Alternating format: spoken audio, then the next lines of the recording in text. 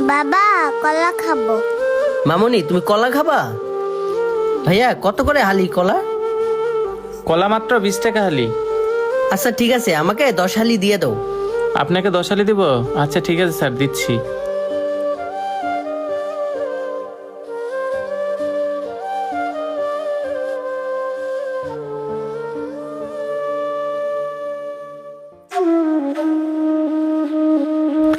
এই নেন স্যার আপনার কলা। এই তোমার কত টাকা হয়েছে কলার দাম? স্যার 200 টাকা।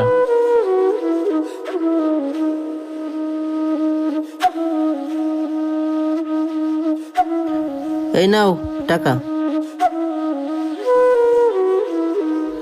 স্যার 100 টাকা দিলেন যে, আপনার তো 200 টাকা হয়েছে।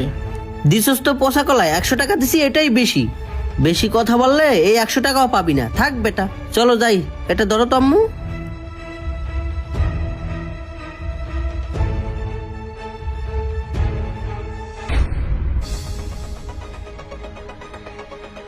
এই বেটা কি কলা দিছস? সবগুলোই তো পচা। দে 100 টাকা ফেরত দে। কি বলতেছেন স্যার? আমার কলা তো একটাও পচা না। দেখি। দেখ বেটা, আমি কি তোর মিশা কথা কইছি? তোর সব কলাই পচা। তুই আমার 100 টাকা ফেরত দে, আর তোর পচা কলা পরে দেখে লইস। ঠিক আছে স্যার, লন। থাক বেটা ফাউল, চলো তো আম্মু।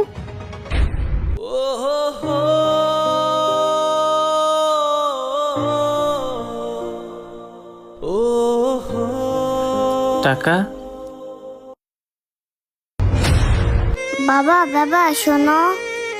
কি হয়েছে মামুনি? বাবা দেখো ওই মেয়েটা স্কুলে ভর্তি হওয়ার জন্য কান্না করতেছে।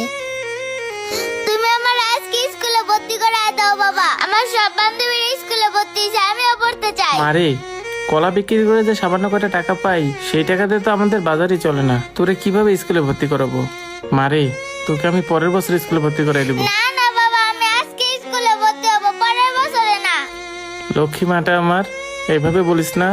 তুই তো জানিস তোর বাবার কাছে টাকা থাকলে তো সব ইচ্ছে পূরণ করার চেষ্টা করে। ঠিক আছে বাবা, তুমি কিন্তু আমার পরের বছর স্কুলে ভর্তি করাইবা। বাবা আমাদের তো অনেক টাকা, মেয়েটাকে কিছু টাকা দাও না যাতে স্কুলে ভর্তি হতে পারে। আচ্ছা ঠিক আছে মামুনি, চলো।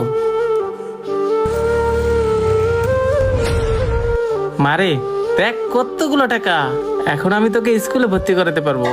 সত্যি বলতেছো বাবা, তুমি আমার স্কুলে ভর্তি করাই দিবা? হ্যাঁ রে মা, সত্যি বলতেছি, আমি তোকে স্কুলে ভর্তি করাই দেবো। ইয়ে আমি এখন স্কুলে ভর্তি হব। থ্যাংক ইউ বাবা। আমার দান করার কৌশলটা আপনাদের কাছে কেমন লাগলো? যদি ভালো লাগে থাকে অবশ্যই ভিডিওটি শেয়ার করে সবাইকে দেখার সুযোগ করে দেবেন। ধন্যবাদ সবাইকে। আসসালামু আলাইকুম।